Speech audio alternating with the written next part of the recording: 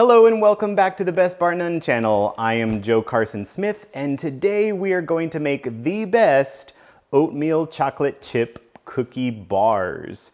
Folks, if you like oatmeal chocolate chip cookies but are sometimes frustrated with them not staying as fresh as long, you will love these bars because they stay fresh for a very long time and they are just scrumptious.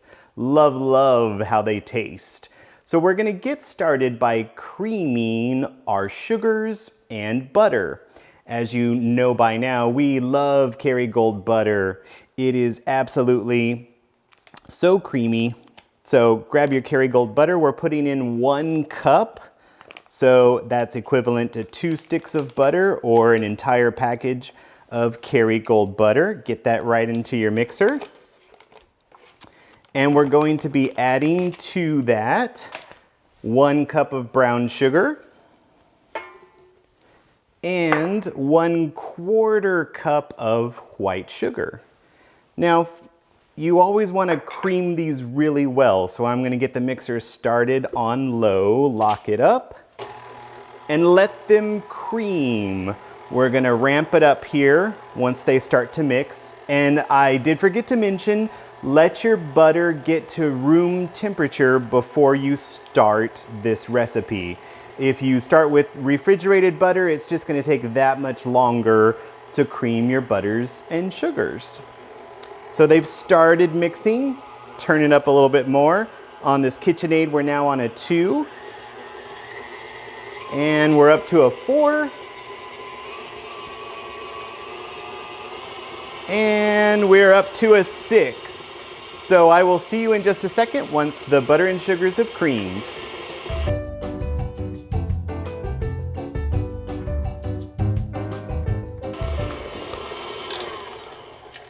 Okay, it's been about 5 minutes letting the butter and sugar cream. Let's go ahead and check it. Oh yes, very nice. The butter and sugar are creamed when your batter does not feel granulated anymore. It takes about 5 minutes, so don't rush that process. Once that has creamed, you'll want to add 2 large eggs and mix those in. Just on low, get them mixed in. Just get them mixed until smooth. All right, now we're gonna add 2 tablespoons of vanilla and a 3.4 ounce package of Jello vanilla pudding. Folks, this is pretty much why these cookie bars are so good. This vanilla pudding makes them so moist and keeps them moist. So get your package open, shake it a little bit, shake it down so it doesn't explode everywhere. And see, there it's trying to. Pop that right in. And we're also going to mix that in. Lock it up. Here we go. All right, all mixed in. Now for the last part, you want to mix the dry ingredients together before you mix them into the rest of the batter. So here we're going to have 1 teaspoon of baking soda, and we're adding that to 1.5 cups of all-purpose flour. And we're also adding, get all that in there, 1/2 teaspoon of salt. Take a whisk and whisk all your dry ingredients together carefully. Don't want that going everywhere either. Probably should have gotten a slightly larger bowl. All right. And then we're going to incorporate that into the rest of our batter. I'm going to get my beater over to the side so that I can open this up and pour some of it in. So don't pour it all in at once. Put about 1/4 of it. Go down, mix that in. Put some more. So it looks like I'm putting about 1/3 of it in every time.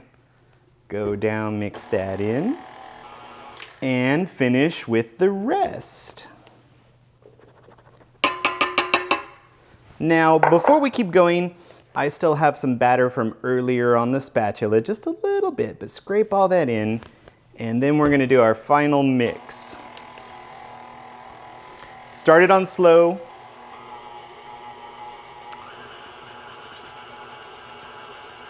Now, once this is mixed here in a moment, we're gonna add 2 3/4 cup of oats, and we're gonna add our semi-sweet chocolate chips. So I really love using Nestle Artisan. This is the Nestle Artisan 48% cacao. So we're gonna go ahead and get those cut open.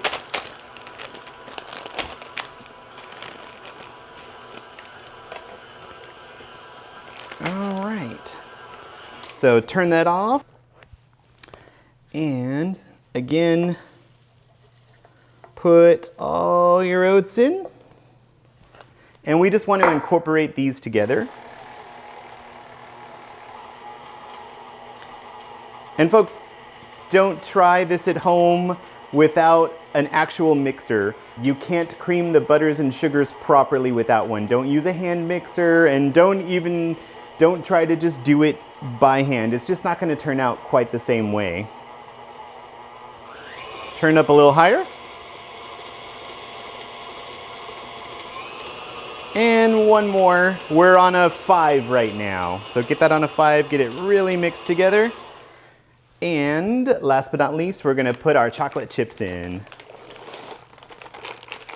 Do make sure at this point that you lock down your mixer. It will jump around otherwise. It's gonna jump around a little bit anyway, and that's fine. It's just a lot easier than mixing all this by hand. All right, our batter is all ready to go. Ooh, it's nice and thick, and it's trying to come out of the edge of my bowl. So bear with me a second. Let me get some of this down. And then we're gonna just mix it one more time. Make sure it's very well incorporated.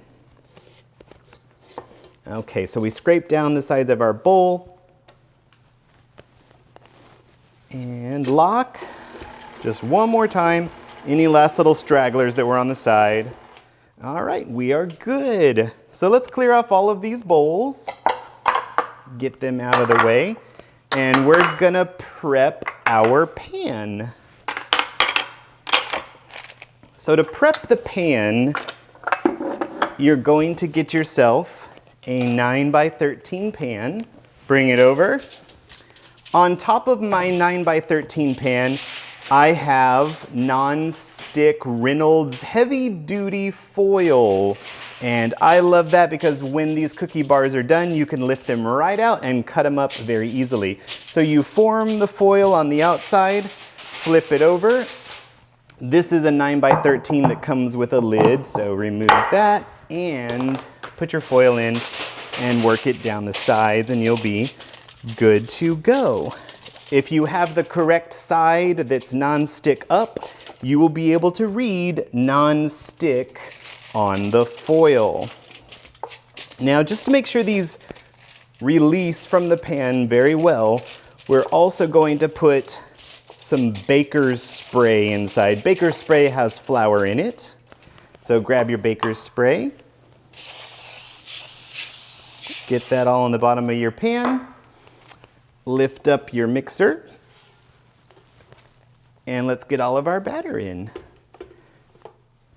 Now, today we're gonna be baking these at 350 degrees for 25 minutes. If you have a convection setting on your oven, do use it. If you have friends or family around, yep, you're gonna have to lick your fingers sometimes. Get our beater out and scrape it into our pan. Now, once you get it into the pan, you're going to want to flatten it out as best as possible.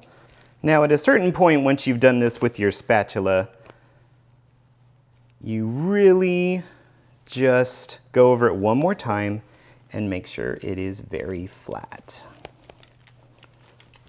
It's important for the cooking process for it to be nice and even so that when you bake it, it will bake evenly.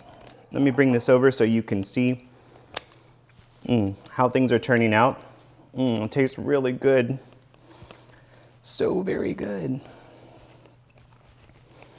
So the rest of the leveling off will be done in the oven. We're gonna preheat our oven to 350 now, pop it in, and we'll see you momentarily for how they turn out. So the cookies came out of the oven. We let them sit for about 30 minutes and they got cut up into beautiful oatmeal chocolate chip cookie bars. Folks, they smell incredible. I'm gonna get Tom over here to help me taste test them. Oh my goodness, so they're still just melt in your mouth, gooey and they wonderful. Smell so good. I can't get over how good they smell. I want an end piece. So normally I would let them sit a little longer than we did, but we of course wanted to eat them and got them sooner. I'm making a mess everywhere. Oh my gosh, this is so good. Folks, if you love this video, hit the subscribe button down below. Give us a like. Keep watching for more wonderful recipes and keep living your life the best, bar none. Thanks so much for watching.